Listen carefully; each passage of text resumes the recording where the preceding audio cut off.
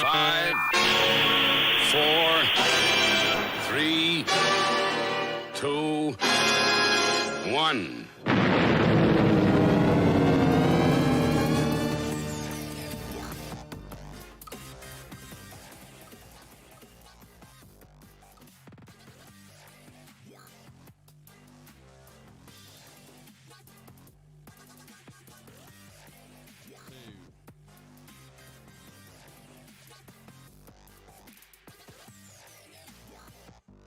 Oh, that might have been one of my slickest intros yet on the live stream. Hello, willkommen, bienvenue, konnichiwa, ni hao, jambo, marhaba. Time for the Armis Inquisition yet again, coming in your ears for episode 216 on Saturday the 22nd of January. I'm Amish Phil. I'm Amish Ben. And I'm Amish Matt. The dwarf, the cripple, and the mother of madness. And what a treat we've got for you tonight. We've got returning champion David Mathisen in the house. How we doing, David? Jambo. That's Swahili. It's great to be here. Are you not fluent in Swahili, Dave? Ningipende kukajilisha kwaku. Chinlanguni, David Mathisen. Excellent. Excellent. And that's all you need to know. Yeah. We were just saying before, it's been, over a year now. It's November 2020 since we last spoke to you. What have you been doing in the intervening time? Yeah, the intervening 10 years since 2020. Well, I've been busy. I'm sure you have as well. I see, you've grown a beard. Ben has trimmed his beard. I've not just grown it. I've oiled my beard, especially for you, David. Very nice. Matt has stayed exactly the same. Yeah, I know, yeah. I have launched, it's just in its very beginning phases, the Undying Stars Academy. So if you want to dive into astrotheology, it is now available online with me as your instructor, yours truly. Wow, excellent. Nice. And you've got two courses, is that right? 2 courses, and one is getting ready to launch very soon. So the third one will be the first part of our Celestial Bible tour. And that will be launching hopefully within a month, and it will be, I intended to do one course on the Celestial Bible tour, and as I dove into it, I was diving in so deep to the different stories, but always bringing it back to recovery of self, loss of self, recovery of self. We can talk about that. When we spoke last time, I had just published Myth and Trauma is about separation from self. And so the myths, I'm convinced more and more, it's just irrefutable that the myths are talking about this subject over and over, and how this happens, and bring it to our attention, because we suppress that. We suppress that knowledge. When somebody says, oh, you have a higher self, in the pub, we're like inching away from them, right? We're like, get out of here. Don't talk to me about that weird stuff, because we don't even want to hear about it. So that is what the myths are actually dramatizing to us. It's like how Mr. Miyagi, I use the metaphor so many times, when Mr. Miyagi had to show Daniel-san karate with kind of an end around, because Daniel-san had so much negativity and doubt and self-doubt going on in his head that Mr. Miyagi's like, how am I going to reach this kid? I'm going to reach him esoterically, and then the light bulb will come on without him even knowing it. That's the way we are with this profound information. Like, we choke on it. Our defense mechanisms of our brain are like, I can't handle that, or that's threatening to me, or I've got everything under control. Don't blow up my little world that I've built here. And the myths are showing us something, and then we understanding on a deep level, and the light bulb comes on, and then we're able to really grasp it. That's what they're doing. So, long intro. That's what I've been up to. Yeah, it's such a powerful scene in the Karate Kid when you first see it, and you make that realization. You're seeing him basically. It looks like he's been made a slave, wax on, wax Exactly. off, paint the fence, you know, and all this lot. But when you actually see him then put it into practice, it's like, it's so powerful, that scene, when you make that connection the first time, that this guy wasn't just cracking the whip, getting him to do his chores in his DIY. There was like an actual purpose to it all. Yeah. Is so powerful, even when you see it the 100th time. But that's why that movie, wax on, wax off, is like in the vernacular, or it's almost synonymous with that movie, because, you know, you say Karate Kid to someone and they'll probably say wax on, wax off, because it's that powerful. Yeah. And that's esoteric. That's the esoteric, is you learn something before you understand it. I've heard that definition quoted as being from Aristotle. I've never been able to find where Aristotle actually said it, but you learn it and then later you grasp it, or you're grasping it on a deeper level, and then, you know, it's bypassing kind of the negativity or the doubt part of your brain, and then you understand it, and then your conscious mind grasps it. It's like you understood it at the heart level, and then your conscious mind was able to catch up. That's a great way to explain it, that term for esoterica, because it's something I found is that you'd be reading things, and you'd be reading things across what seem wildly different subjects, and then all of a sudden something will click and you'll start seeing threads that run through previous things you've been looking at. And it's that's a great way of putting it. You're learning it before you understand it. Was that the way you said it?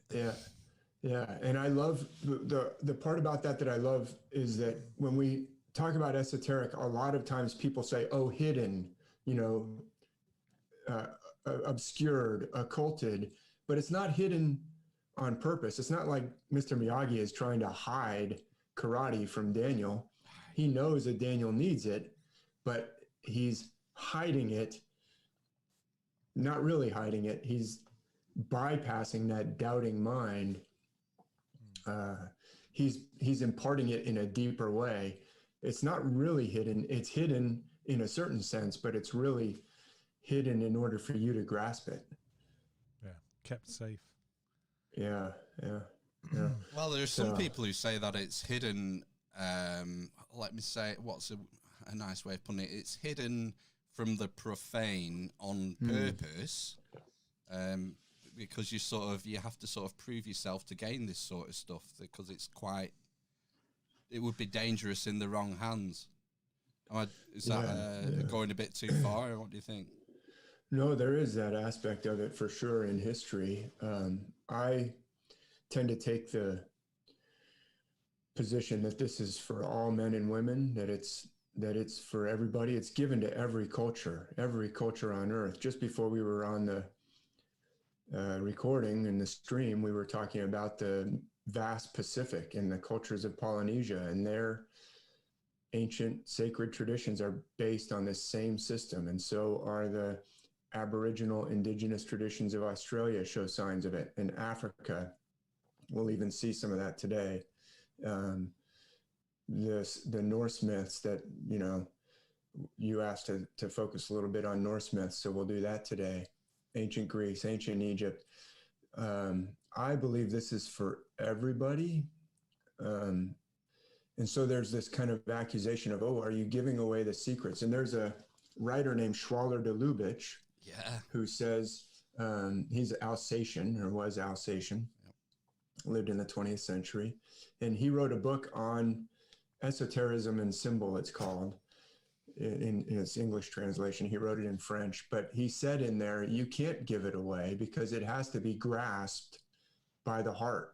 So no one can actually explain it for you. Like Daniel-san had to grasp it himself. Mr. Miyagi couldn't give karate to Daniel-san until Daniel-san was able to grasp it. And so, it can be misused. This is powerful stuff. But the other counter I'll give to that is it is being misused. It's being used to traumatize people. And actually, I'm convinced its actual purpose is to uplift people and to heal trauma. The people who really understand it and who want to keep it secret are the ones who are using the karate to beat up everybody in town because they don't know karate. It's like you could win every bar fight if you knew just a couple of karate moves, and nobody in that town was allowed to learn karate. And then when they came to your karate studio, he said, "Oh no, this is top secret. You can't learn this because I need to run this town." You're like, sweep the leg. Just sweep the leg. What, sensei? Sweep the leg.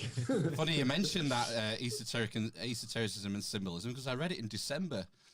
The Schwal de Lubitz book. It's only a small book, or at least unless I only got a small version of it. But I think it's part of a bigger book, and they chopped it up when they translated it to English. Sorry, go ahead. Yeah, and one of the earlier books I read in my journey of esoteric exploration was the book he did on the Temple of Luxor as well. Wow, yeah, that's a big one. Have you ever thought about doing it like compiling a reading list for people, Dave? Ooh, that's a great idea. I probably should. I'll mention that Schwaller de Lubitsch was focused on so much by the late, great John Anthony West. And that's who I first heard about him from. And he wrote Serpent in the Sky, was in many ways a way of bringing Schwaller de Lubitsch to the masses, if you will, because Schwaller de Lubitsch was, I think, all in French at the time. And John Anthony West wrote that originally in the 1970s. And that's where he started. He took a line from Lubitsch on the Sphinx, or Schwaller on the Sphinx, about obviously water damage is what Schwaller de Lubitsch said in the 50s. And then he just kind of left that. He just dropped that and just moved on. And John Anthony West said, "Wait a minute, that's enormous. That's huge." But to answer your question, that's a great idea. On my website, my main website is starmythworld.com, Star Myths of the World, but it's just starmythworld.com. And you can find it all on my Instagram, starmythworld. There is a page called Resources. And if you go down to the very bottom of any page on starmythworld.com, there's a resources link. And that actually links you to a bunch of, the ancient texts translated into English, like the Odyssey or the Edda or the Lost Light by Alvin Boyd Kuhn, which is all online. You can read it all online. So I do have a bit of a reading list in the resources section, but that's a great suggestion. You should do one. Sounds like you're reading a ton. Where's the Amish reading list? Should do, yeah. That's not a bad idea. Are you familiar with 13 Questions podcast? Yes, I bet I was on there maybe the third or fourth or fifth. Yeah, I was on there a long time ago. With the great Darren Grimes of Grimerica and his compadres. They've handed the reins over now, Darren and Graham. And but I think it's question 3 is what's the most important book you ever read or something? Mm-hmm. And the boys at 13 Questions have compiled a list of what everyone's answered, basically. Oh, that's cool. So that's a good starting point for anyone. And also, the one reading list that I've used extensively is the one on Randall Carlson's website. He's got a really good fountain of knowledge. He's a deep pool of knowledge with a fountain at the top, but all the way going down to the ocean. You never reach the bottom of that well of knowledge. Well, since we brought up Grimerica, Darren and Graham are obviously still doing Grimerica, and they are the ones who put together these Contact at the Cabin and Canyons and Cascades and Cataracts events that I've been fortunate to be a part of. So we do one in the canyons at Bryce Canyon and Zion Canyon National Parks in Utah. Every year we've got another one of those coming up in early May. We did one in April of 2021, but I also had the opportunity to go on the one with Randall up in the Scablands. And nobody, no matter how many Rogan interviews with Randall you've watched or how many of his podcasts you've watched, has heard all of the wisdom and knowledge that man has at his disposal. He is so learned and articulate at explaining it. It's just a joy to listen to him. Yeah, absolutely. Yeah, he's a big hero of mine, Randall's. He's probably one of my sort of top 5 dream guests to get on. Yeah. But I'm just too scared to ask him. Don't want to be let I'll down. ask him. Well, you know, you should. what if he says no? I would be so crestfallen. So, Well, you have to ask several times. You know, it's like it's like Danielson had to ask Mr. Miyagi several times to get him to teach him karate. yeah. He was doing the karate and he was doing it on the TV, and Mr. Miyagi comes in to fix it, and he's like, "What are you doing?" And he's like, "Karate." He's like, keep practicing. Yes, you got to ask him several times. Just let your beard grow a little further, and he'll probably come on. Yeah, we'll do that. Anyway, Dave, shall we move on to what you had in mind to talk about? Yeah, I would love that. So I've got some slides to share with you, and just as a intro before I throw those on, people are probably familiar with my work, but this is really something I stumbled into, or I would say I was led to it by a force that wasn't my conscious doing. I would say higher self, or we all have something that the myths are describing as higher self that I call it deeper self because we tend to bury it, especially in childhood, is when we kind of lock it in the cellar. It's like the metaphor I use is like the coach. Think of the best NBA team. I like to think of the Chicago Bulls that had Michael Jordan. You mean the Dallas Mavericks? Think of all the different, Dallas Mavericks. That's my son's favorite. Okay. Dirk Nowitzki. But imagine the Bulls or whatever team you want, all those different personalities, Michael Jordan, Scottie Pippen, Dennis Rodman, they all had different strengths. They all had different weaknesses and different, kind of triggers that would set them off, or, self-destruct, ways that they could self-destruct the team. But they had this Phil Jackson coach who knew exactly how to handle. He was like the higher self that knows exactly how to make each of your different, because we all have that team going on inside our head, or that NBA team.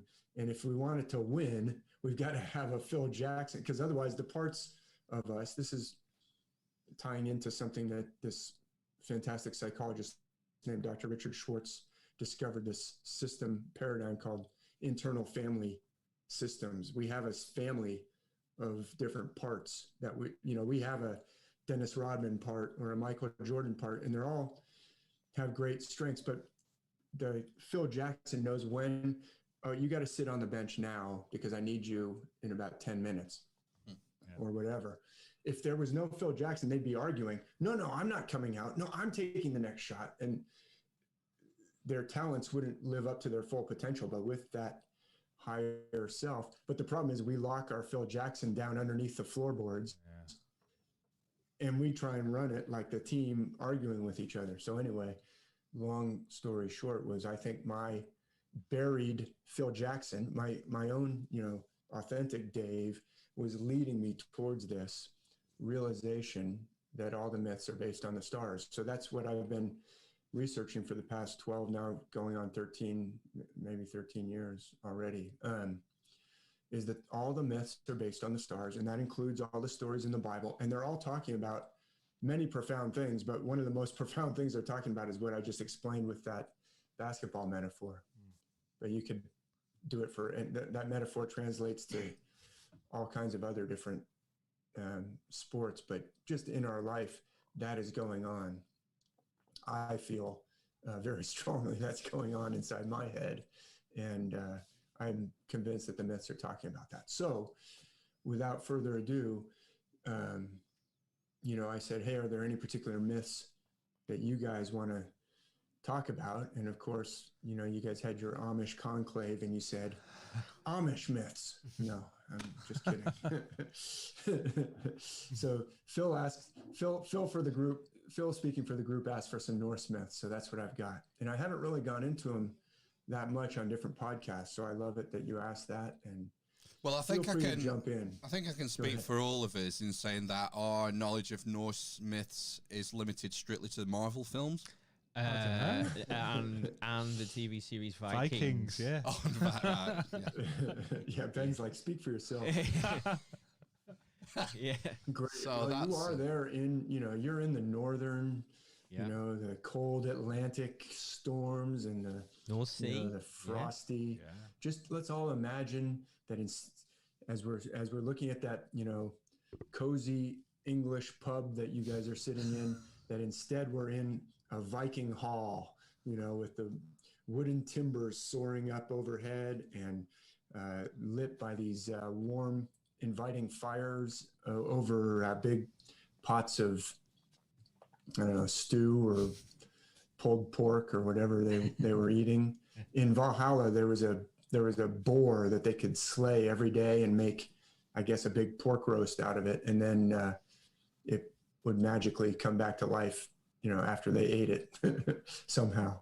But in one of the Viking halls, in one of the myths, it's not lit by fires, it's actually lit by swords. The swords along the wall are giving off an eerie glow, and that glow lights the whole hall. And that's actually a myth that we'll touch on today. But anyway, so all your viewers who are streaming can imagine we're in, the rugged north.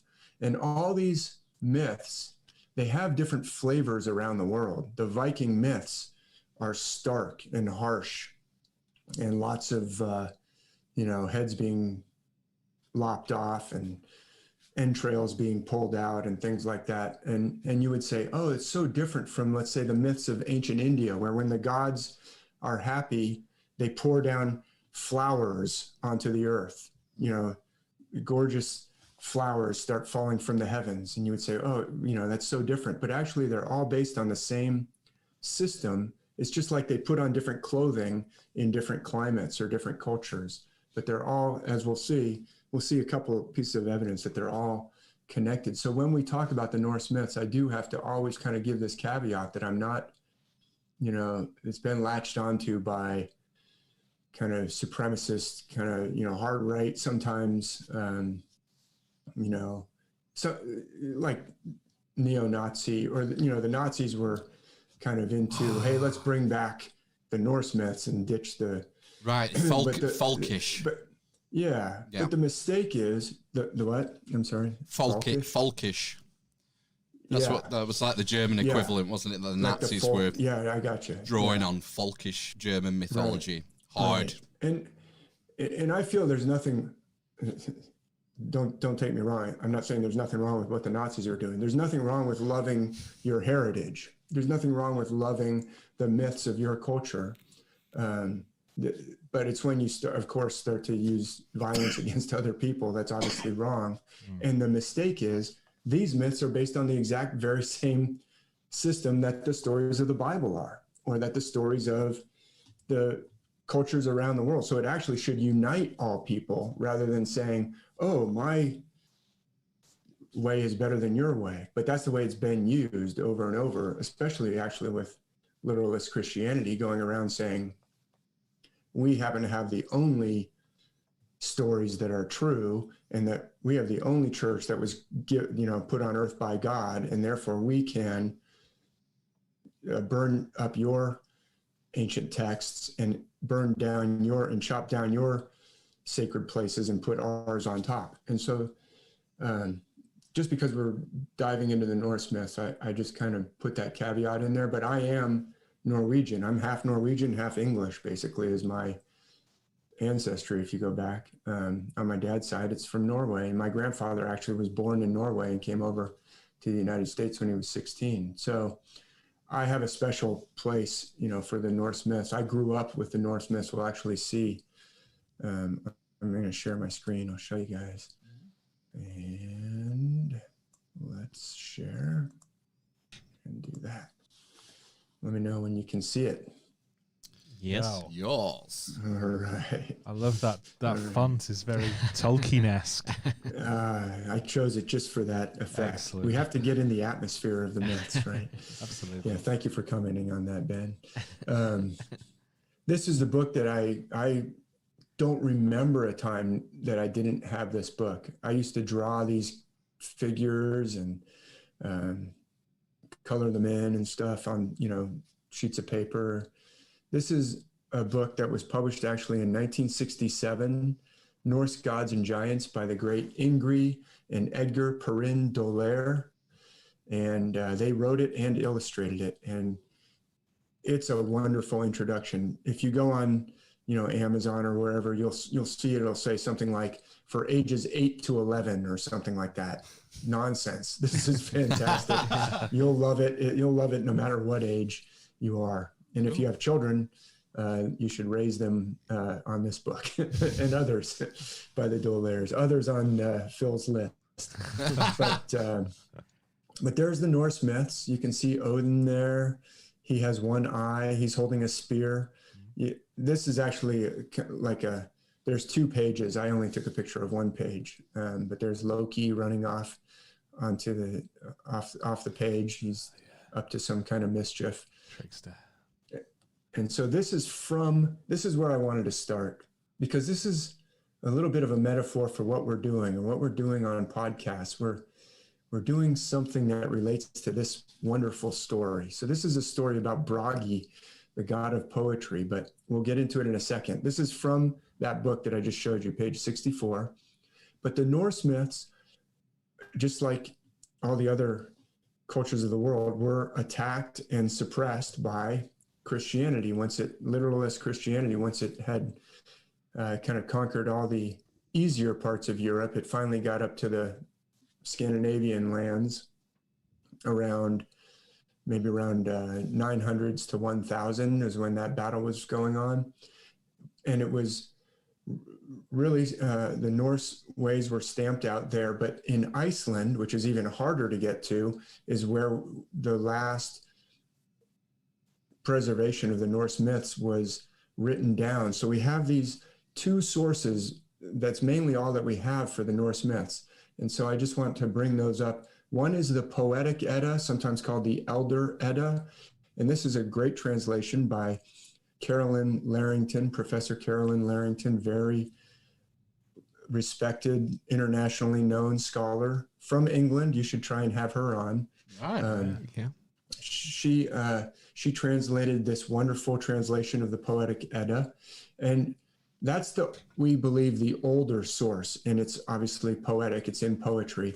But then there's a later source that was written down by Snorri, and this one was discovered first, Snorri Sturluson, and he lived from 1179 to 1241. So after Iceland had kind of started to fall to Christianity and so in kind of the first or second or maybe third generation after that, Snorri said, we have to preserve something that's going to be lost. And he wrote it down. It's called the Prose Edda. He's the one who called it Edda, and scholars argue over what that word even means. But this one was translated. This is actually a photograph of the one I own. I bought it at a used bookstore at Hunters Point Naval Base in San Francisco, and they put this stupid sticker on there that I can't get off. I just gave up. I'm like, I'm going to rip the cover if I keep this up. But that's actually a picture of Odin on his 8-legged horse from the 1600s or 1700s. But this translation by Anthony Fawkes, he's still alive. He was born in 1937, professor at University of Birmingham. And Carolyn Larrington refers to him in her translation and says, his Edda is wonderful and it's always at my elbow, she says. So she greatly respects this translation by Anthony Fawkes, Professor Anthony Fawkes. So those are the sources, but I also like to use Norse Gods and Giants by the Dolairs, which you're seeing here. But they're basically using Snorri's version of this story that I'm about to tell you. Cool. Are you guys ready for a story? Yes. Yeah, man. Oh, yeah. Story time. Into the saga as we go. So this is where poetry came from. But I just love this metaphor. So what's going on in that picture up top? We've got this strange looking figure emerging from a big vat with little droplets falling into it. What is that? Well, anyone who's reading ahead to this first paragraph, there was this battle between 2 categories of gods. And we see these battles in myth around the world, right? There's the Trojan War between the Achaeans and the Trojans, or there's in the myths of ancient India, the great battle of Kurukshetra, this cataclysmic battle. And in the Norse myths, there's Ragnarok at the end of the world. But this is a battle that took place basically at the beginning of the world. It was the first battle is between the Aesir gods, or actually I'll pronounce it Aesir. That's how I've heard Carolyn Larrington. I listen to her pronunciations very carefully and use them as much as possible because she's obviously an authority. So she calls it Aesir. I grew up in my mind saying Aesir gods, but she says Aesir.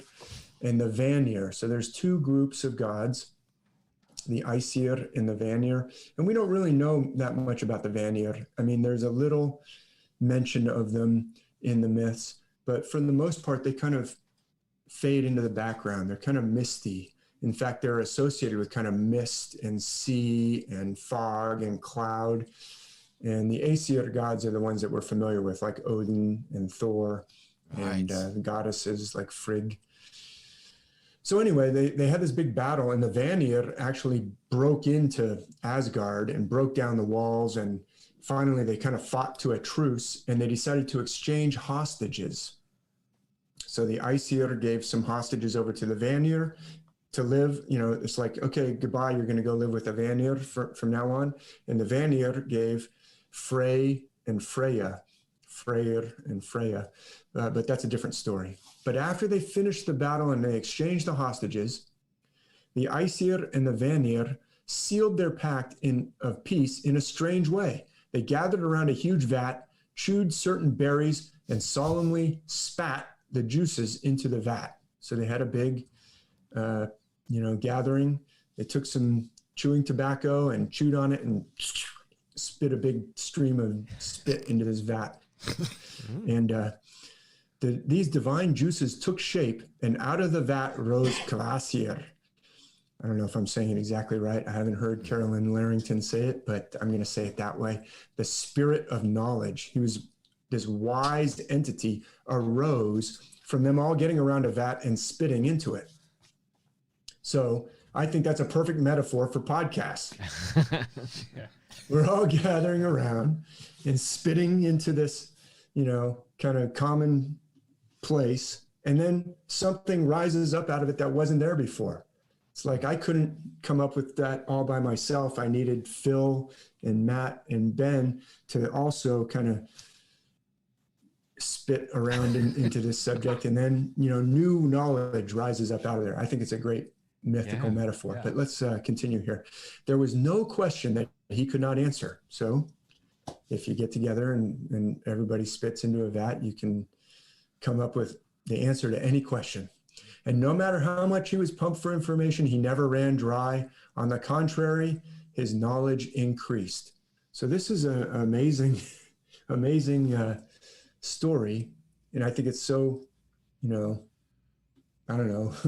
positive for us to apply to our life. But then these two gnomes or two dwarfs in this, Snorri tells this whole story in the Skaldskaparmal, which is actually him talking about poetry. So poetry is super important. All the ancient myths, not just the Norse myths, are given to us in poetry. You think of the Odyssey, the Iliad, the Mahabharata, they're all in verse. Mahabharata is from ancient India. The Vedas, the Tao, the Jing is basically in kind of a verse. The Hesiod's Theogony or Theogony, talking about the birth of the gods, is all in verse. Hey, Dave. The sacred traditions around the world. Yeah, go for it. Just to interject, do you think that's maybe because they started off as songs? Yeah, I think so. But I think it also has to do with like rhythm and cycles. Like, the heavens, if all the myths are based on the stars, which they are, I can show, and those heavenly cycles have meaning. Verse is speech, but it's even more than speech. It's like speech that's been metered and it's still important to us today. We might think, oh, we don't really recite too much poetry. We probably should, but we all know Led Zeppelin, and that's verse, and the White Stripes or whomever. So this is actually about the beginning of poetry, this story that I'm going to tell. But you're right. I think it was preserved in speech, and in, the bards and the skalds would memorize it, and you maybe can memorize lyrics better than you can just memorize plain old prose and poetry. It gives you kind of something to hang on to, gives you some mile markers, if you will. Yeah, Yeah, because we're assuming that these stories go back beyond the invention of writing. Yeah, and it's very important in the Norse myths. The invention of writing is described with Odin. These are the story I'm going to tell you is like, where does wisdom come from? Well, one source is from poetry, and the other source is when Odin gets the runes. I'm not going to go into that story, but I do in some detail in my book about Norse myths. But this one is also equally important. It's like wisdom comes from poetry, which comes from the gods, which we just saw it. This wisdom comes from the gods first. They spit into this vat. This is where poetry is going to come from. When this god Kvasir, or this entity that comes up out of the vat, he's actually killed by these two dwarves. They actually have these dwarves are talked about in the Edda. I'm not going to, in the interest of time, I'm going to kind of rush ahead a little bit, but these two, Kvasir basically goes around the world visiting people to give them wisdom, to talk with them. He goes to people's houses, but when he comes to the house of these two malicious dwarves, they drown him instead of listening to his wisdom. And then they turn his blood into basically mead, not quite ale, not quite beer, but mead, which I think is kind of beer sweetened with honey. But that mead becomes the mead of poetry. So these dwarves have 3 vats of mead that they made from the blood of Kvasir, and that's going to become the mead of poetry. And this Jotun, and Jotuns are usually thought of as like terrifying, gigantic, mountainous troll, like giants. But actually in the Norse myths, they are very dangerous, and they do fight against Thor all the time, and Thor loves to fight against them and kill Jotuns. That's his favorite pastime. But the Jotuns are also keepers of wisdom. They're very ancient. They're even more ancient than the gods. So this Jotun comes and says, hey, where'd Kvasir go? And the dwarfs kill that Jotun too. And then that Jotun's wife comes and says, where'd my husband go? And the dwarfs kill her too. And so the son of those 2 Jotuns that were killed by the dwarfs gets really pissed off and goes to the dwarves and he says, okay, you two, that's enough. And he ties them to a rocky little islet out in the ocean at low tide. And he says, when the tide comes in, it's going to be well over your head, and that'll be the end of you two. And they're like, oh, please let us go from this rock. And he says, no, you killed my parents. I think I'm going to let the tide come in and the cold Atlantic drown you. It's going to be really enjoyable for me to watch you two drown. And they say, look, we'll do anything. We'll give you anything. And he says, okay, how about those 3 vats of the mead of poetry? And they say, okay, anything, take it. And so this Jotun's name is Sutung, and he takes, or Sutungur, and he takes the mead of poetry, and he puts it in a mountain, inside of a mountain, in a chamber, a cave, deep under the mountain. And he has his daughter, his beautiful daughter, Gunnlod, in the mountain. He says, you got to guard this mead of poetry. Do not let anybody get it. And so this is how poetry came to humanity. Snorri is telling this because Snorri understands that poetry is so powerful and so important. And so he's telling this story about how it came to humanity. And this is the Norse myth about it. So I'll go through the myth, and then I'm going to show you some stars. So Odin he's always looking for wisdom. He's always going to the Jotuns, and in disguise, he will put on a disguise and go and test knowledge with Jotuns to try and find out whatever he can. He is thirsty for wisdom at all times. Most of all, he wants to know about Ragnarok because he knows that's the doomsday of the gods. So he's usually always, in his questioning, warming up for that topic that he wants to get to at the end. He wants to know what's going to happen to us Aesir gods at Ragnarok. But he'll go to Jotuns and question them. Often he'll bet his life against them. He'll say, let's bet heads.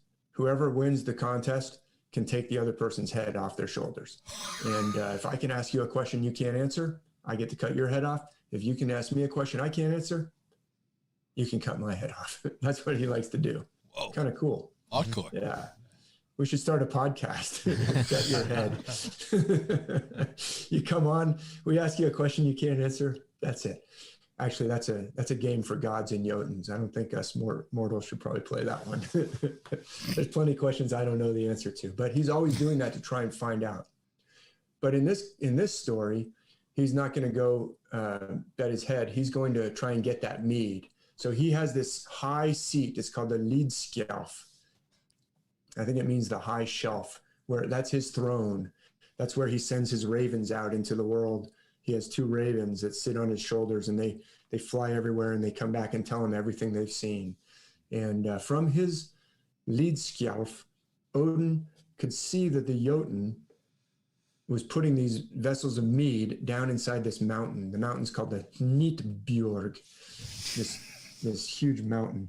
And he sees the beautiful maiden, that the Jotun, his daughter, Gunnlod, is going to be placed down there inside the mountain, guarding the vat. And he says, I've got to have that mead. So it says here in the first paragraph, he changed himself into a snake and wormed his way into the mountain through a crack in the rock.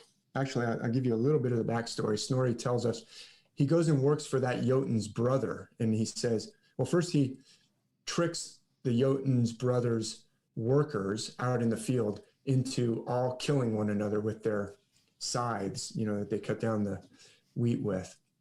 And so the Jotun's brother has no workers. And he's like, great, what am I going to do? There goes all my help. And Odin says, well, I can do the work of 9 men. Why don't you let me work for you all summer? I'll work in the fields for you and do the work of your 9 helpers that unfortunately were killed. Haha, I know how they were killed. And the Jotun's brother says, okay, that sounds good if you can do it. And Odin says, well, let's work out the wages first, what you're going to pay me. I want a sip of your brother's mead. And the Jotun's brother says, I don't think he's going to give you that. He's pretty particular about his mead. And Odin says, well, if I work for you, that's what I want. And the brother says, okay, we'll give it a try. After you work for me, I'll go talk to him. And so Odin works all summer. And when winter comes, he says, okay, I want my wages now. Let's go get the mead. And so the Jotun goes to his brother, Suttung, and says, hey, this guy worked for me all summer. I promised to give him a sip of your mead. What do you say? And Suttung says, no, no way. Get right out of town. So the brother that Odin was working for takes a special auger, that you bore a hole in the rock with, and bores a hole right down through the mountain into the chamber where the beautiful Jotun's daughter is guarding the mead. And then Odin turns himself into a snake and goes into the mountain and wiggles out the hole. And then he changes himself into the handsome young god that he is. And there you see it. She's like, whoa, I've been down here all alone with this mead, stuck inside this mountain, no parties. I feel like I'm in lockdown. And here comes the god Odin. Whoa, party. And he starts telling her how beautiful she is. And basically, this is the children's version here. Yeah, I think we can imagine what happens next. It's getting a bit fruity. In her loneliness, she liked hearing about it. She smiled and enjoyed the company of her handsome young guy. After 3 days, she'd grown so fond of him that she said, in Snorri's version, it says he lay with her 3 nights. And so she said, okay, you can have a sip. For each night after that, you can have 1 sip of the mead. So, being the god that he is, he drains each one of them in 1 sip and holds it all inside of him, turns himself into an eagle, and flies away. Wow. And this is a picture from a picture book of the Norse Myths from 1908 of Odin turning into, you can see him craning his head down to say, sorry about this, Gunnlod. I feel terrible, but I've got to get this mead back to Asgard. And she looks up at him and says, what? Are you kidding me? This is terrible. And you can see the vat there in the front foreground. She's heartbroken. Odin has stolen her mead and is flying away. And you have to be careful when you do that to the daughter of a Jotun, because Suttung is a Jotun, and he's pissed when he sees this eagle flying away from his mountain, and he immediately figures out what must have happened, and he turns himself into an eagle, and he gives chase and flies after Odin. So here's actually a picture from the 1700s, I believe, of Odin being chased by Suttung. Those are kind of funny looking eagles, but that's what happens in the myth. Seagulls. And there's Suttung coming up from behind, and there's Odin ahead. But of course, Odin is full of mead. He's got like 3 vats full of mead in his belly. And so Suttung is catching up to him, and he's like flying towards Asgard.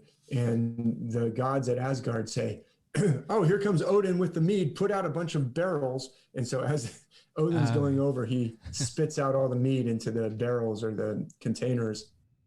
And the gods at Asgard have it, and Suttung has to fly back home without his mead.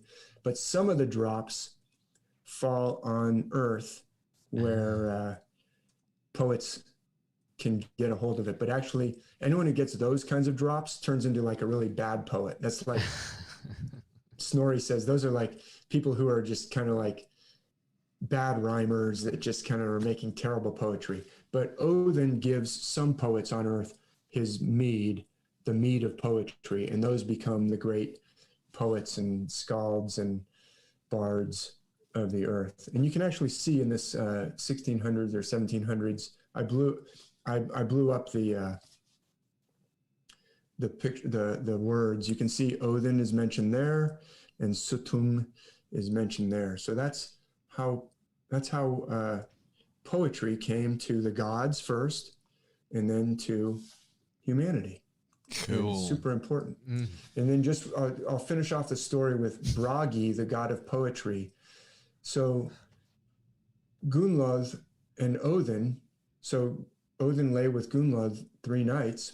Gunnlod has a son. After the appropriate time, she gives birth to a son, and that son becomes Bragi, the god of poetry. And he's described actually as having a very young face, rosy cheeks, but long white hair and beard. So I guess he's like super wise. But this is from Snorri, who says, there's one called Bragi. He is renowned for wisdom, and especially for eloquence and command of language. And because of him, poetry is called Brag. It's interesting. He also says that like a revered chief or leader, a war chief, will also be called Brag. I don't know if, I'm sure our word in English, brag, has some connection to this. But what's really interesting, and I'll just bring it full circle, is this story that I just told you in Snorri is told in the form of a dialogue, and the one who's telling the story is Bragi. He's telling it to a Jotun named Aegir in this hall that's lit by the swords, the glowing swords. They're having a big party. All the gods are there. This Jotun named Aegir likes to have parties, and at the party, Bragi is sitting next to Aegir, and Aegir says, hey, where did poetry come from, Bragi? You're the god of poetry. Can you tell me? And then Bragi tells this story, which is actually about his parents, Odin coming in and stealing the mead from Gunnlod. And the other person in this picture is the goddess Idun. She's one of the Asgardian goddesses. She's actually mentioned in that story about Aegir. It says there were 12 gods around Odin, which is obviously very important. You have the 12 Olympian gods, you have the 12 stations of the zodiac, and Idun is one of those 12 that's mentioned. And she is the keeper of these golden apples that keep you young, that keep the gods young. And so if the gods don't have her apples, in Norse myth, they grow old. And at one of the stories, she gets kidnapped by a Jotun, and all the Asgard gods, the Aesir gods, start to grow old, and they're like, we got to figure out where those apples went. And that's a whole nother story. But Dave, do you think Bragi is young because he's eating one of these apples? There's a core on the floor just under his feet. Yeah, that's right. Yeah, that's probably why. But for whatever reason, his hair is still just like Julian Assange. Right. So, so how did you guys like the story? Yeah, it was great, man. Loved it. Good. Yeah. I appreciate that. You immediately think of the parallels with Zeus, a famous transforming womanizer, transforming into eagles. And someone has just put into the chat actually about sort of if you knew any links between the ancient Phoenicians and Norse myth as well. I don't know if that's something you're familiar with. Yeah, that's a great question. So there are theories. I don't know if Ralph Ellis is the scholar or researcher who has this theory about, the Phoenicians were all over the British Isles. yeah. There are connections. There are deep connections. There's connections around the world. So, the Phoenician myths is something I would have to, if I were in a Jotun contest, I'd lose my head right now. But I don't have any off the top of my head. I haven't particularly studied, but you see the Phoenicians, that's kind of what we would call the Near East in our, British centric way of describing the world. The Levant, the Eastern Mediterranean, the coast of the Mediterranean that's to the east, Asia Minor, below Asia Minor, that whole region. A lot of their myths are connected to the Greek myths, but also there's some different ones, like the goddess Cybele or Cybele, Cybele, who's her devotees, her priests were described as mutilating themselves, like actually, cutting off their male members and their manhood in order to be a priest of Cybele or Cybele. And I remember being told about that in 7th grade. We had a great teacher who told us about Cybele. That's how I've always heard it pronounced, Cybele, but it's spelled C-Y or K-Y-B-E-L-E. So she's like a Phrygian goddess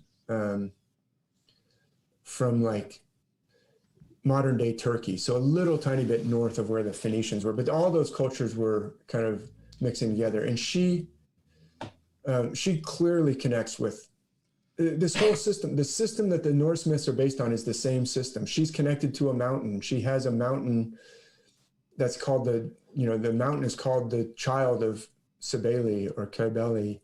We'll see it in the stars. I've got the stars up here. I'm going to show you how this myth is based on the stars.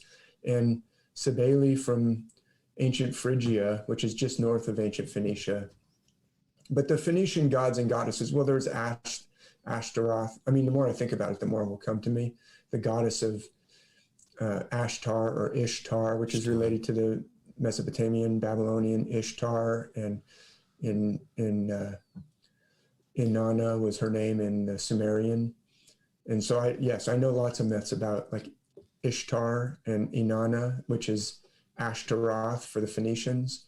The Phoenicians were in the same place as the Old Testament stories, the biblical. Yeah, I was just going to say, going back to the Old Testament, the Asherahs. You read about the Asherahs when the Israelites were coming up. Moses saying, "Get rid of your Asherahs and your calves and all the rest of it. We've got this new guy." That's right. New guy stop putting up those poles. And the poles, places in high places. Yeah, the high places, exactly right, which is related to the same constellation as the Lidskjalf, the high seat of Odin. So there's the more I talk about it, the more the connections will come to me. But Ishtar goes down into the underworld, just like in this, here we have, a maiden in a chamber down beneath the mountain, which is a lot like the myth of Zeus coming to the mother of Perseus. She's placed into a chamber underneath the ground, and Zeus descends to make love to her. She's supposed to, remain a virgin because her father has learned from the oracle that her son will kill him. So he's like, oh, let me just lock her in a chamber under the ground. It's very similar to that. And you think about it, 3 nights. So Odin and Gunnlod are down there under the earth for 3 nights. He stays with her 3 nights, which is just like 3 days and 3 nights in the tomb. or 3 days in the tomb, and then the rebirth. Then he flies up as an eagle, carrying this amazing gift of poetry, which connects us to the divine realm. So, I mean, this story relates to how we connect with our higher self, which connects us to the realm of the gods. That's where we get our inspiration. But yeah, so Ishtar is related to Ashtaroth or Asherah, or the Asherah poles.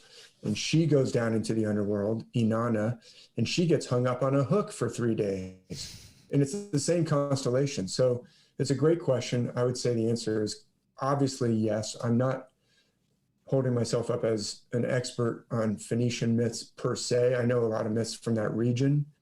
I haven't written a book or dived directly into the Phoenician myths, but I'm glad that that question came up, because I did want to bring up that 3 nights and then this kind of miraculous transformation into a bird carrying the gift of poetry. And the whole importance of poetry is that's how we know about the divine realm, is it comes to us in the form of poetry. These stories that were handed down, to your point, Phil, through the generations from who knows how long ago, because they're already fully developed in the myths of ancient Mesopotamia, the Sumerians and the Babylonians, and the myths of ancient Egypt and the myths of ancient India, the Vedas, very, very ancient, and the myths of China, very, very ancient. So great question. So I've got the stars up here because I'm going to show you how this is all related to the stars. If you're ready, or more comments or interaction, we can continue spitting into the vat. Yeah. Come on, more spit. Yeah, spit away. Do it. Well, it's funny, we were talking about 13 questions before. Bill's in the chat from 13 Questions podcast. Hey, Bill. Did you say Bill? It's Bill, yeah. Yeah. And I thought he had a question. Yes, we were just about talking about. We got 13 of them. Somebody has asked a question. Yeah, it is Bill. Oh, does Ishtar have anything to do with Easter? Bill's asking. Yes, people believe that it does. Scholars tell you that it does. She's a fertility goddess. That's the time of spring when we have bunnies who are usually hopping around and shagging. The English expression is have sexual intercourse like bunnies. Except they use an Anglo-Saxon word for that. This a shorter 3 days. one. 3 days in a miracle as well. Is that? That's yes. Some clear parallels. It's all related to this. These heavenly cycles are related. This whole system is using the heavenly cycles to tell us things about ourselves. This is actually about what I was talking before about burying the coach underneath the floorboards of the court, and then the players are all arguing with one another, and the game is going terribly, and all they have to do is reconnect with that buried, suppressed higher self, or that, the Phil Jackson who knows exactly what to do. And actually, he's always available, or she. Ishtar is obviously a female goddess. She is an image of higher self. No matter what happens, she gets buried under the earth. She goes down to the underworld. She gets humiliated. She gets hung up on a hook. But higher self, our authentic self, is actually indestructible, no matter what trauma we've gone through. That's what the myths are telling us by having these Osiris figures who get cut up and buried in the underworld. Osiris gets cut into 14 pieces, but he comes back. Ishtar, or Inanna, goes down into the underworld and gets hung up on a hook by the goddess of death, but she comes back. Jesus gets speared in the side and hung up on a cross and goes down into the grave, but he comes back.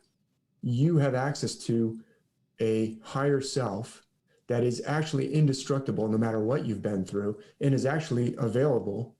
It's like all they got to do is just say, hey, Phil Jackson, would you please come back from down there? And he'll come up the hidden staircase onto the court, and all the spotlights will be going crazy. Oh, look, the coach is back. And then he'll suddenly put the team back in order. That's what the myths are talking. That's the second birth. That's what it's talking about. And it's related to these heavenly cycles. That's why we celebrate certain things at Christmas, the lowest point of the sun when it turns back upwards, and at Easter time, which is geared to the equinox, when we go from the days being shorter to the days being longer. These are all metaphors for that message that they're trying to get out to us. It's a good question. Does that answer make any sense? Absolutely, yeah. Thanks, Dave. Spitting into the vat. Thanks. I wouldn't have said all that if we didn't have the interaction. See, it's like Kvasir is coming up out of the vat because everybody's spitting into it. So let's look and see some constellations. So the gods are spitting into a vat. So I want to introduce you to, who's the most famous Norse god that everyone's heard of? Thor. Thank you. Yeah. Thor. So where could he be in the sky? So here's the stars. Here's the constellations as I like to outline them. This is the outlining system of the great H.A. Ray, who also, along with his wife Margaret, created, you guys know, right? Did we talk about this before? I don't think so. No. So H.A. Ray and his wife Margaret wrote and illustrated the Curious George books. Curious George, starting in the 1940s. But H.A. Ray also wrote a book called The Stars, A New Way to See Them, and this is his outlining system. So that's right. Yeah. So here are all the stars. And I've left in, just for the time being, I've left in the planets. You can see the planets going along the line of the zodiac. You can see the sun there. Saturn is to the left as we're facing the screen. Jupiter is way to the left underneath Aquarius. Mercury, Venus has now gone to the morning side of the sun. You can see everything. We're facing south and we're in the northern hemisphere in this planetarium. So everything is going from the left, that is the east, which east is on our left if we're facing south, to the west, which is on the right. So you can see the moon over there about to set in the west. So I'm going to take out, go ahead. It's a hell of a half pipe, that, isn't it? Yeah. Yeah. You guys like to carve bowls? God, no. No. Not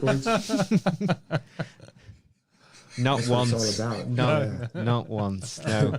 Sorry, carry on. Anyway, that's actually supposed to simulate the Earth wrapping around you, or the horizon wrapping around you. So the east is kind of to your left and the west is to your right. You're supposed to imagine that they're kind of curving around you. Yeah. If that makes sense. Yeah. So it's showing you kind of three-dimensionality, like the walls are to your left and right, if that makes sense. Yeah. That's what this is Stellarium. This is a free open source planetary map that's wonderful. I'm going to take out the planets and the sun now just so we can focus on the stars. So there they go. So let's find Thor. Which constellation could play the role of Thor? I'm going to outline it right now. So this is the outline of the constellation that we call Hercules. Yeah. And that's because Hercules is associated with this constellation. Hercules has a big square head or square beard, full beard, just like Ben and Phil. That's the square head of Hercules. He usually plays a character with a full beard, but all the constellations, I will just hasten to add, can play both male and female figures throughout the myths. But Hercules often plays the most powerful god with the most powerful weapon. And you can see why. Look at the posture. It just looks like he's about to chop someone's head off with that big sword. But that sword could also be a club. Hercules kind of favors a club. It could be a mace in the myths of ancient India. Characters who use a big mace are usually associated with Hercules. It could also be a thunderbolt, as in the god Zeus. So here's Zeus. This is actually from ancient pottery. It's an artistic representation of but you can actually see this particular piece of Greek pottery in a museum in Germany to this day. And the ancient artist or the ancient artist's friend who knew how to write has actually told us this is Zeus with the lettering right there. So look at the posture. Look at Hercules. Clearly deep knee bend, one arm reaching forward, and then holding a powerful weapon overhead. And I've shown this a lot, but I'm going to show why I'm arguing that Zeus is associated with Hercules, but so is the most powerful weapon wielding Aesir god, who is Thor. Notice our days of the week. Thursday is Thor's day, right? What is it in Spanish? Do you guys know? No idea. Zeus Day? No, yes. sorry. Oh, it is. That's how you say it in Spanish. You say It's Zeus Day. No, they call it Jueves. Jueves. So Jueves with a J, Jueves, Jueves is obviously Jove's day. Jove is Zeus. Jove. Yeah. From Roman. Jove. Yeah. Jupiter is Zeus Pater, Father Zeus, or Jove is his other name. Yeah. And actually, you guys are in England, so you say by Jove all the time, right? By Jupiter. By Jove, it is. It matches right up. So let's see a couple other examples, though, from around the world, because I think this is just so powerful evidence. This is a Maya vessel from the 700 AD or maybe 800 AD, or nowadays they say CE instead of AD, doesn't matter. This is a god who is a rain god. He's identified as a rain god. His name is Chalk, and he is a rain god. Zeus is, of course, a thunder god. Chalk is a rain god. But look at Chalk. Now, this is from before Columbus, obviously, 700 to 800 AD. Look at Chalk's outline. Look at his posture of his knee. Rear heel is raised. Big axe that he's menacing with. Instead of a thunderbolt, he's got an axe. I don't know if you can see it. I won't spend too much time on it, but the parallels are unmistakable. And this is a rain god in the Americas based on the same ancient system that's worldwide. And are they still in the northern hemisphere? They are. They're in Mayans. The Maya were in Central America, what we today call Central America. That big isthmus that connects North America and South America. So where Guatemala was a lot of Maya, southern parts of Mexico, and that region. Cool. So like around 17 degrees north latitude, so closer to the equator. It's a good question because Hercules is a pretty northern constellation, right? You can see, all those planets were down kind of near the horizon. That's like the walls of the room. If the Earth is a ball, which I believe it is, in the middle of a room, when you're on the top half of the ball, you can see the ceiling, but you can't see the floor, right? Sure. But everyone can see the walls. Everyone can see the walls. And the zodiac is along the walls, right along the middle of the walls. But Hercules is up near the ceiling. Does that make sense? Yep. Yeah, so they would have been able to see it even though they were close to the equator. Yeah, but this system is worldwide, and so that's the amazing thing is even in Australia, this system is being used somehow. That's going to be a whole different podcast. The fact that Australians were using stuff that's related to mythology of the Northern Hemisphere, because the implications of that are huge. Yeah. So we might have to skip that till next time. Yeah, I haven't found an Australian myth that actually uses Hercules, but I found one that uses Aquarius, who's on the left side of your screen. Now that you can see from Australia. It's just upside down. You know, I've been to Australia and New Zealand, and the constellations, from my perspective, are upside down, which again argues that we're actually on a spherical Earth. But not to get sidetracked.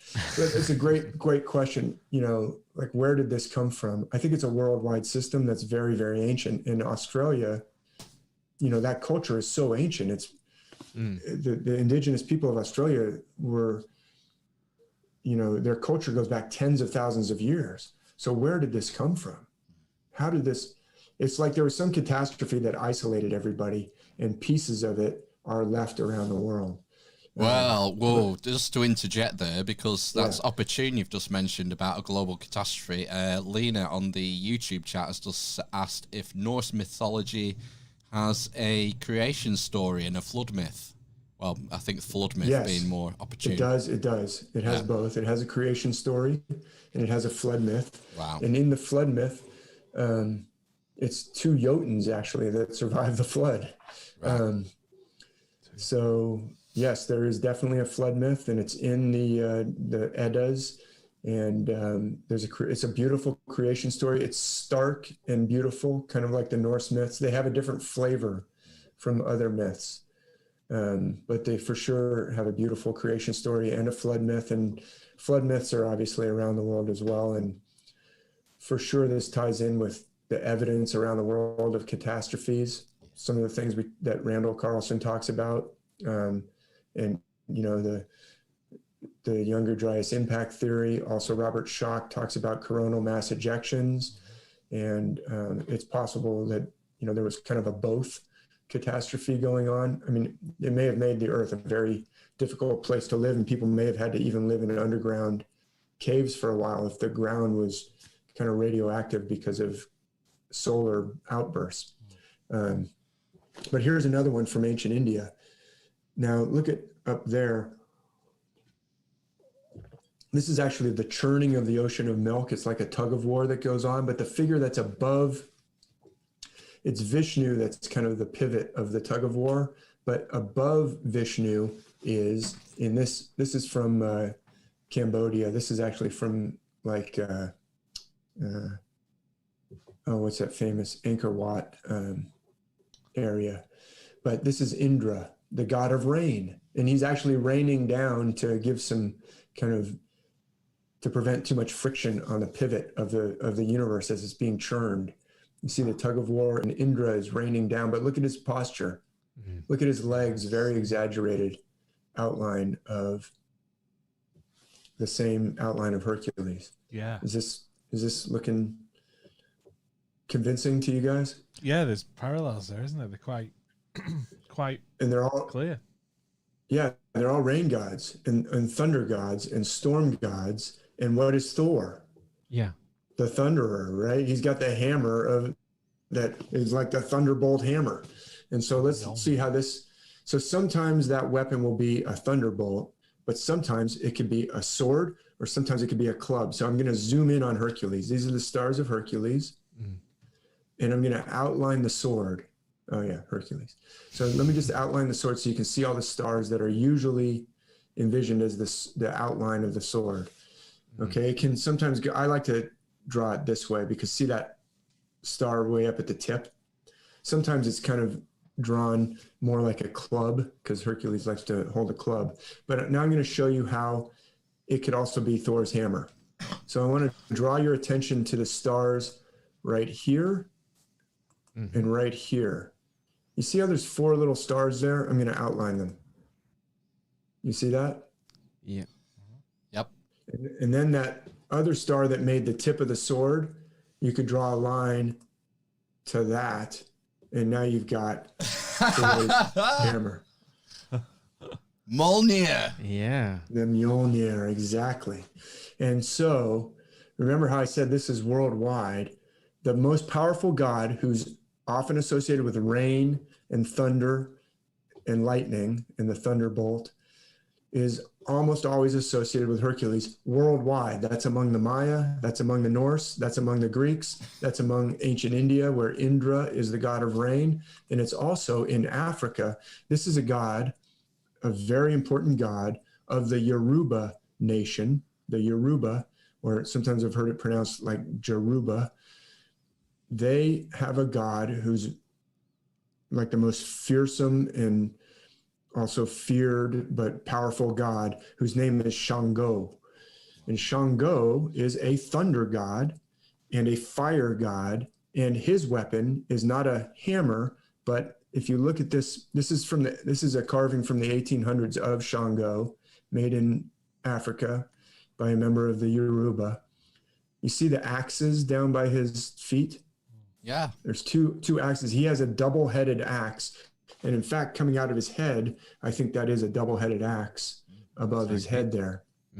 So Shango is a thunder god of Africa, of the Yoruba, who has a double-headed axe. Just like Thor has a hammer, just like, Zeus has a double-headed lightning bolt weapon. And another important thing about Shango that will tie back to our story is he is often depicted with fire coming out of his mouth. Fire coming out of his mouth. So let's look at Hercules. How could he be envisioned as spitting fire? I'll show you. Usually we envision Hercules, this outline, as wielding a big weapon over his head and reaching his arm downward. But see where that arm downward is coming out of? His head. Yeah. Yeah. he's spitting out. So instead of an arm, that could be this god spitting. Yeah. Does that make sense? Absolutely. So Shango is always or often depicted as having fire spitting out of his mouth. And so now coming back to our spitting into the vat, if the Aesir gods and the Vanir gods gathered around a vat and spit into it, there's Hercules, who is Thor, spitting out of his mouth into what? Well, the constellation below him, which is... He's got a little cup. Yeah. That is Ophiuchus. So Ophiuchus is a super important constellation associated with wisdom. A lot of figures associated with Ophiuchus are associated with wisdom. Remember, Kvasir came out of the vat and was so wise, and then the mead came from that. Well, there's Ophiuchus. Could that look like a vat in any way? Let's just look at it. It's a triple constellation in some ways. It's got a central body. See, the central body is kind of oblong, like a tombstone shape, or an obelisk. Yeah. That looks like an obelisk. And on either side, he's holding a serpent, the two serpent halves.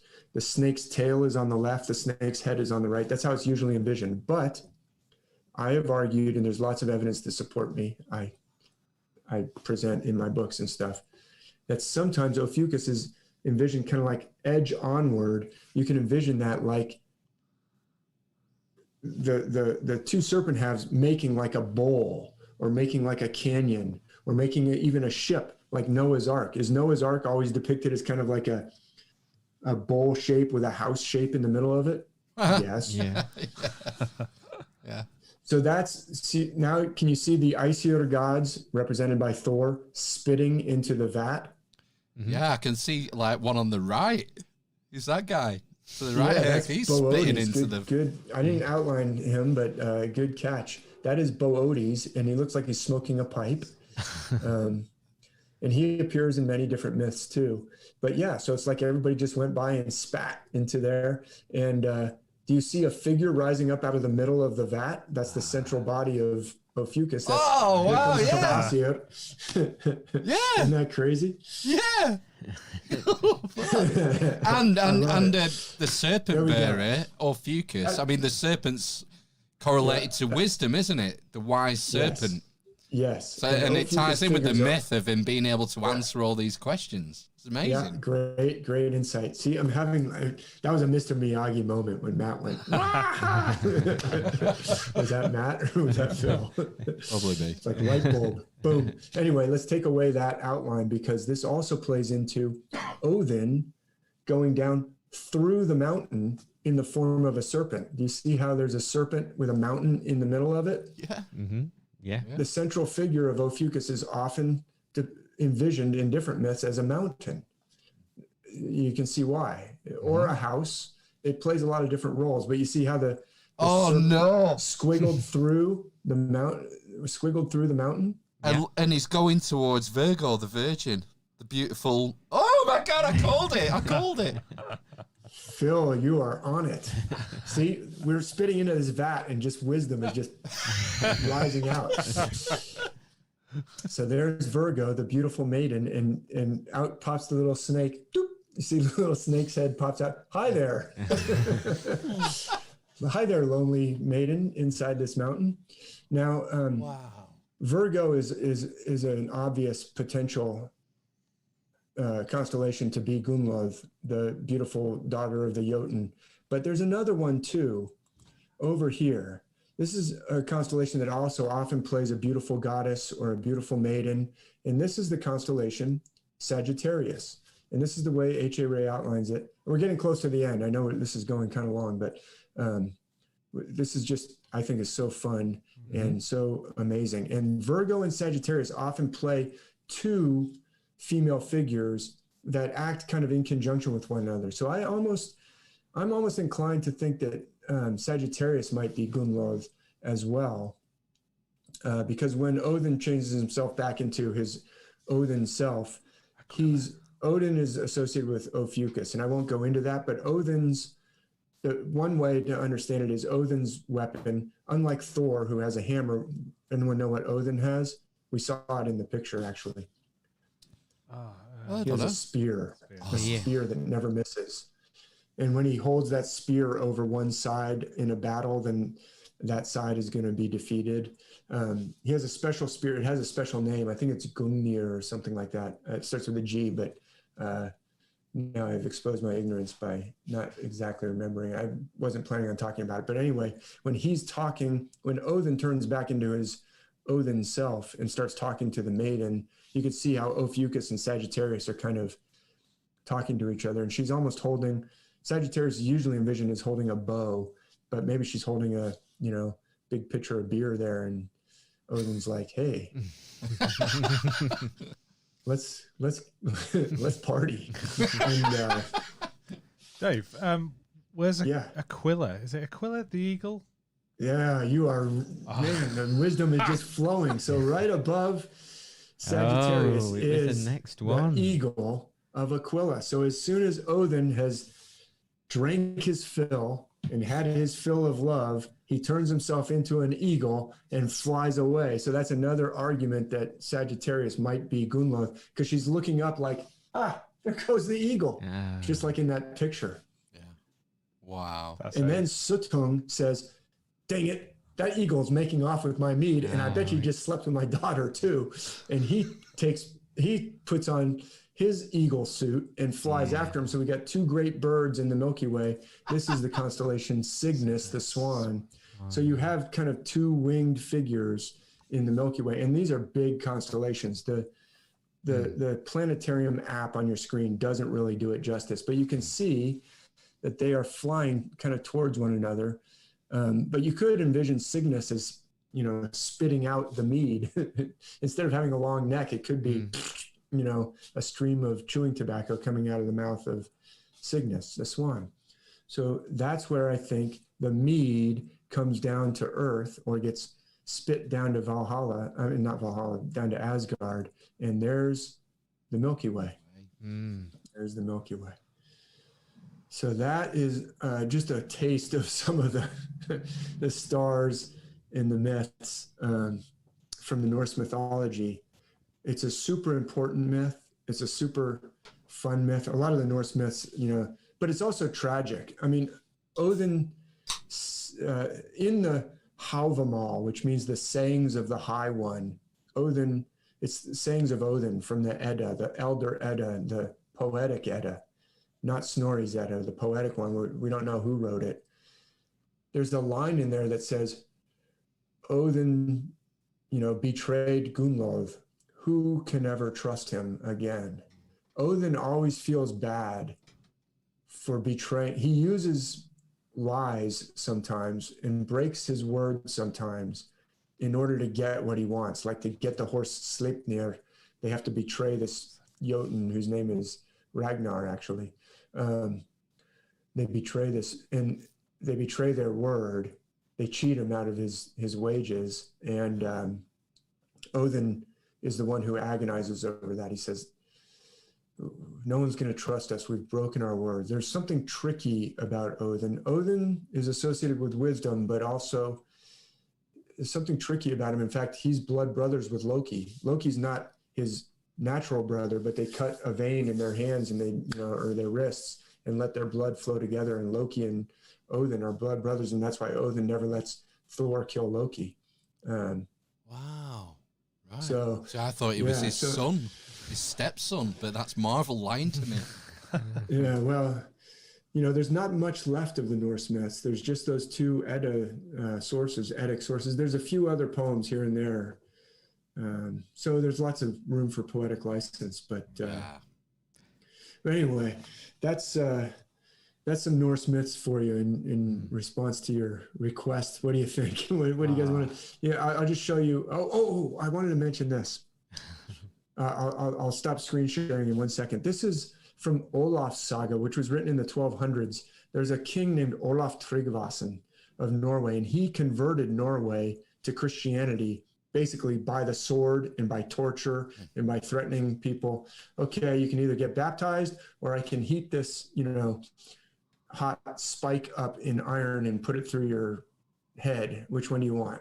In the saga of Olaf Tryggvason, many of the Viking chieftain said, I'll take the spike and, you know, make it hurt as much as you can, because there's no way you're going to baptize me. But some of them obviously changed to. And so in this saga, Olaf has this Viking ship that he took from a predecessor named Rod the Strong, R-A-U-D, Raud the Strong. And one day he's sailing along the coast, and there's a man standing on the cliffs, and he says, hey, hold on, let me ride with you. And they take him on board. And so this is in the story, Olaf is sailing his longship along the coast. This man says, the man is described this is in Olaf's saga, as strong and handsome with a red beard. He comes aboard, he starts to joke and wrestle with the crew, and he easily beats anyone who wrestles with him. He's like a jolly guy, but anyone who tries to wrestle with him, he's like, that, jujitsu. And then he starts to say, you know, this is pathetic. You crew of this ship, and you, King Olaf, you make me sad. You're not worthy to even have this ship. This ship used to belong to Rod the Strong, who worshipped the old gods, and you're just a pathetic excuse for his successors. And then the stranger starts telling a story. He says, you know, I remember in the past, there were two giants who were terrorizing this land that you now have, King Olaf. Your land used to be beset by these two giants, and they were straightening the people, which means imposing austerity, making them, you know, do without, privation. And then the stranger says they called on the Redbeard to come save them. And then the stranger says, this is right from I put the quote there. It's kind of hard to see because I made it kind of blend in with the clouds. So I grasped my hammer and I slew them both, the giants. And the people have continued to call upon me for aid since that day, O king, until now, since you've so wasted all my friends in a way that merits vengeance. And then the poem says, the stranger dove into the ocean, the freezing North Sea, and swam away and was never seen again. And so they realized, oh, that must have been Thor.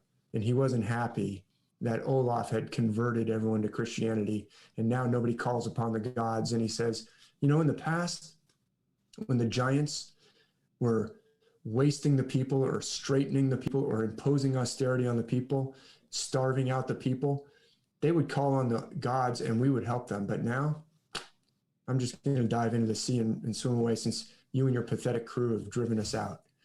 It's a sad, like, reminiscence of something that's been lost. And I think it really speaks to our age when austerity is being imposed on the people. You know, this whole COVID thing was an austerity exercise. The whole Klaus Schwab, you know, I just made a little video with Klaus Schwab who says, you'll own nothing and you'll be happy. The whole, you know, the whole neoliberal agenda is let the people do without. Less and less for the people. You know, you need to pay more and more for your water and your electricity, and you have to drive a car with a smaller and smaller engine, and pretty soon you won't even be able to fill up at the gas station anymore. We want you to do with less and less. And the enemies of austerity was the old system was about uplifting the people. The new system is about traumatizing the people. And Thor is saying, you guys have chosen the wrong path. See ya. So we'll end on that note. So I do talk about the Norse myths. Here's my Norse mythology book. It's Star Myths of the World, Volume 4. I wrote that one in 2018. So I've written a couple others since then, but there's a bunch in there. And then here's my last slide. I do have the Undying Stars Academy. I believe this is all about recovery of self. That mead of poetry is about being able to hear the gods. The way we hear the gods is through that higher self, that, you know, I've said the Phil Jackson figure in this metaphor that I've kind of introduced it with, but that's how, you know, when a musician says, I don't know where that song came from, it just came to me like from the gods. It's a flash. It's because, flash of inspiration. Yeah, that's our higher self, is how we hear the voice of the gods. And that's how the mead of poetry helps us to hear the voice of the gods in the Norse myths. And that is related to coming back to higher self. So let me just stop share so that we're all back. We're back in our pub, spitting into our vat. Yeah. That's cool. I mean, that was like fantastic. one myth basically, and there were so many Little bit of parallels like to the other things we've seen with Zeus and other things. One thing that struck me, I don't know if this is a thing or not, but you know, Odin has one eye, and Horus famously only had one eye because he lost his eye battling his uncle Set to avenge Osiris. Is that the same thing going on? Is it the same story, basically? Yeah, that's a great question. So I have argued. So I have a book called Ancient Worldwide System that came out in 2019. And that goes through myths of different cultures of the world. I have a couple from Australia in there. I have a couple from Africa. And I do a lot of Egyptian myths in there. And I will just share the screen real quick at the risk of going off. And I won't take long. Let me just show Hercules and Ophiuchus again. Seen all your Pornhub tabs now across the top of the screen. This is not your laptop, Phil. No. I forgot everything I was going to say for some reason. There's Hercules. I argue that Horus is actually associated with Hercules, with his falcon head, his kind of a square-shaped head. Yeah. And Set is associated with Ophiuchus, interestingly enough. Now, you would think, oh, Ophiuchus, I thought he was a good figure, you know, wisdom and everything. And wisdom figures are associated with Ophiuchus quite a lot. But also, you know, characters with a big sickle will be Ophiuchus. Can you see on the left side as we're facing it how he's holding a big sickle? Yep. Yeah. Or Inanna, when she goes down to the underworld, she gets hung up on a hook. Inanna is Ophiuchus, and there's the hook sticking out of her back that she gets hung up in the underworld on. Yeah. But if Ophiuchus is Set and he rips out Horus's eye, where would that be? Look on the other side from the hook. The snake's head. The snake's head looks like an eye that's in the hand of Ophiuchus. Ophiuchus reached up and said, wow. Hey, nephew, I'm going to rip your eye out. And then it also says... He's reaching after it, saying, give me my eye back, Set. Yeah, exactly. So there's a lot of kind of graphic detail in the battle of Set and Horus, or there's an ancient Egyptian text called the Contendings of Set and Horus. And all these kind of bizarre things that happen in that text can be explained pretty well with Hercules and Ophiuchus. But it's a great question. Because the one eye, you know, Odin loses his eye in order to get wisdom. Odin's always looking for wisdom, and that he has to trade it for a Jotun named Mimir, who gets his head cut off. I think it has to do with Odin being associated actually with Sagittarius. I should have kept going. So Odin is often associated with Hercules, Ophiuchus, but sometimes with Sagittarius, and Sagittarius has one eye. And Sagittarius also has what looks like a rope coming up off the top of his head, and Odin is the hanged god. And they used to do human sacrifices where they tie a rope around someone's neck and throw them into a peat bog or something to sacrifice them to the hanged god. And you can see it in the constellations. And I talk about it in that book. But it's a great question. I think it is celestial. I'm not sure it's exactly the same as Set and Horus, but it's related. What are you going to say, Matt? No, I was just going to say, I'm pretty sure there's a preserved body somewhere in Norway or around there, like that. Basically, they found him from around that kind of period, isn't there? Like perfectly preserved, like mummified. Perfectly preserved. I mean, it's like he's, you know, still alive, like his skin is perfect. Yeah. I've got a whole book on it with pictures. There's several of them, not all in that great of a state of preservation, and they're like, you know, glossy photographs of all these, and they're frightening looking. But if you want your body to be really well preserved, you could request, you know, the peat bog treatment. I was scared to get frozen like Walt Disney. Yeah, there's always that. Your brain frozen. Yeah. I think what hit me with that, with what you went through there, was sort of like the depiction of the Milky Way. And you could see sort of like with the right vista how that would sort of seem like it was kind of hitting the Earth at nighttime, wouldn't it? I suppose across the horizon, and an explanation for that. I thought that was really interesting, really. Yeah, for sure. That's a great observation. I mean, I think the two great birds that are in the Milky Way, and then one of them spits out the mead that's coming to Earth. That could be, the Milky Way itself, potentially. But the Milky Way plays a role in a super important role in so many myths. Yeah. Yes. Good. Dave, Good. can I ask you about the courses? Because I've not done any online courses or anything like that. What can you expect, like, when you sign up? How does it work, sort of practically? And do you get a trophy? Question. Do you get a trophy at the end? No trophy. Did Mr. Miyagi give out trophies? Come on, man. You get to spit in a bowl. I asked him, what kind of belt do you have? He said, canvas. Reconnecting with your higher self is what we're after here. No, it's good. I appreciate the question. So I have 2 courses right now, and these are like the foundational courses, but it's all centered around this concept of reconnecting with self. And the myths are talking about it, but to hear the myths, we've got to understand the celestial language, kind of what I was laying out, and how the heavens actually work.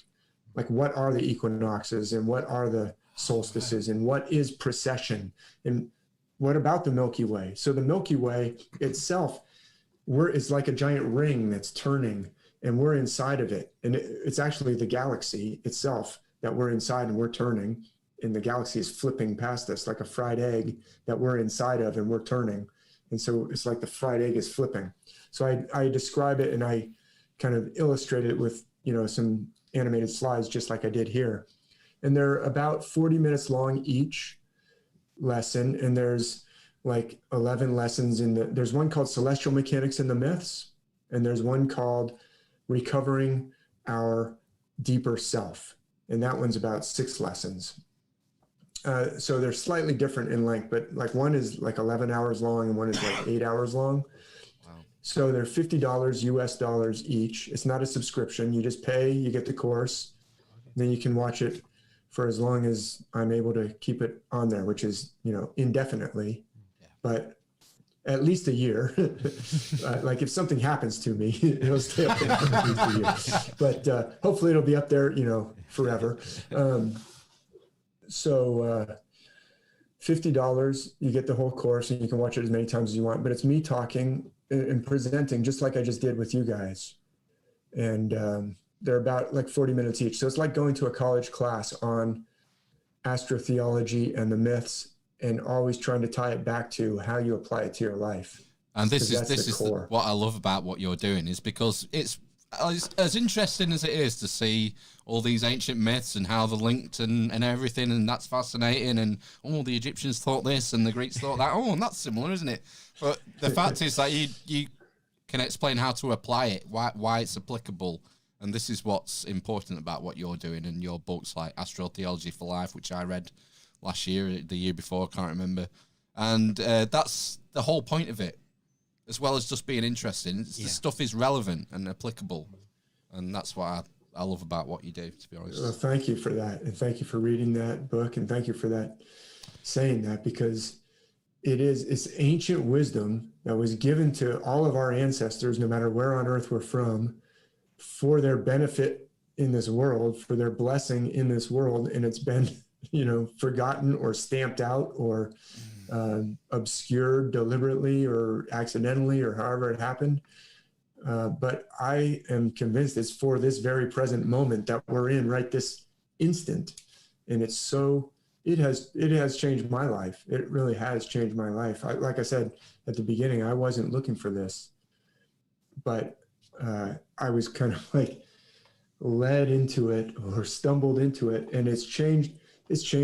Even my politics has changed radically. Everything has changed about my life from this, and I'm still learning. I don't hold myself up as, I'm the guru, listen to what I say. I try and point people to the myths, and if you can listen to them, they'll talk to you. That's better than me talking to you. Or, hey, Dave, what do you think this means? Well, I think it means this, but what do you care about what I think? Ask your higher self. That's the teacher. but you got to like know the language to be able to go to the myths. The problem is the language has been forgotten. It's a celestial language, like what I was showing you. So once we learn the language, we can go to the myths and say, hey, what are you actually saying? Not what does this intermediary tell me that you're saying? And I don't even know if that intermediary speaks the language. Yeah. Well, 50 bucks, what's that, 30 quid, 30 pounds? Absolute bargain. That's birthday present territory, that. Not to drop any hints, mine's at the end of next month, you know. Anyone listening out there wants to get me on a course? 30 spondoolies, 50 bucks. 30 spondoolies. Yeah. Well, Dave. That's funny. I mean, we could talk all night, but, you know, you've got like the rest of your day to get on with. Yeah. Yeah, my dog is like, no more long podcasts. let me go. Oh, what kind of dog have you got, Dave? Say again? What kind of dog have you got? Oh, yeah, I've got a Australian dog, so he's crazy. That's a dingo, isn't it? A blue he likes healer. to party. He's a healer. So Yeah. Sometimes they call him a Queensland healer. We call him a blue healer or a red healer over here based on the color. This one's a blue healer. He's actually a blue healer lab, but I don't think he got any lab brains or personality. He just got healer. Nice. How about you guys? I've got a Cocker Spaniel puppy, and you've got something. I've got something, yeah. I adopted a dog in March, and funnily enough, his name is Zeus. Ooh, very good. That's very the name, good. and I didn't pick it. That's the name he came with. Yeah, exactly, yeah. Zeus is his name. That's great. Well, that reminds me, in the Odyssey, there's a famous reunion scene where Odysseus finally comes home and his dog is the only one who recognizes him. He comes home from the Trojan War after, at the war for 10 years. Then it took him 10 more years to get home with fighting the Cyclops and, making love to Calypso every night. And he finally gets home and nobody recognizes him. He's in disguise, but his dog comes up. His dog's name is Argo. He wags his tail. Or no, his dog is so old and tired that he's just like, he was a puppy when Odysseus went off to the war, but now he's just lying out in front of the gates of his house, neglected, lying in the dust. He only has enough strength to like raise his head up and wag his tail, and then he dies. But he recognized Odysseus. Okay, Matt, what's your dog? I have 20 fish. All named after mythical characters, I hope. Yeah, obviously, yeah. Yeah. It's really difficult to get the leash on. Well, that reminds me of Fish Called Wanda. But, I need to go and watch that film again. I've not watched that film for 20 years. That deserves a rewatching, I think. Definitely. Yeah. No, it's an absolute pleasure talking with you, gentlemen. You too, Dave. Thank you very much. Having me back on. No, I always say podcasters are so important. I couldn't get my message out there without podcasters. The regular media is certainly not covering subjects like this. So, you guys are out there trying to figure out the truth. We're all spitting into this vat, and we just want Kvasir to show up. Sooner the better. Yeah, exactly. Yeah. Excellent. Good place to end. And thanks again for joining us, Dave. The website's up there on the screen if you're watching, starmythworld.com. Otherwise, check the show notes and you'll find links to Dave's books. Dave, where's the best place? If people want your books, where's the best place to get them? Well, I hesitate to say Amazon, but they'll give you free shipping. That's the best place to get them. You can get an autographed one from my website, but the shipping is horrendous. That's also because of this austerity plan that these giants that, Thor would take care of it, but we've got the giants running amok right now. So to ship the book to England costs, like twice as much as the book itself. But Amazon, UK, you can get Brookwater or something. There's a bunch of it's distributed worldwide. So what is that? Waterstones, yeah. Waterstones, yeah, they sell a lot of my books. Cool. You can get it through them. Yeah. Right. Or Amazon. Grab some Eavesdroppers. Ask your local bookstore to get it. They can get it for you. Yeah.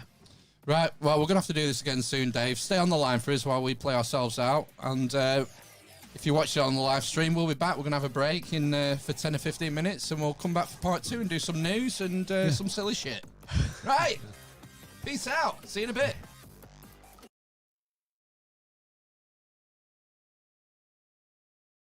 That ended abruptly. The music died on me. Fucking hell.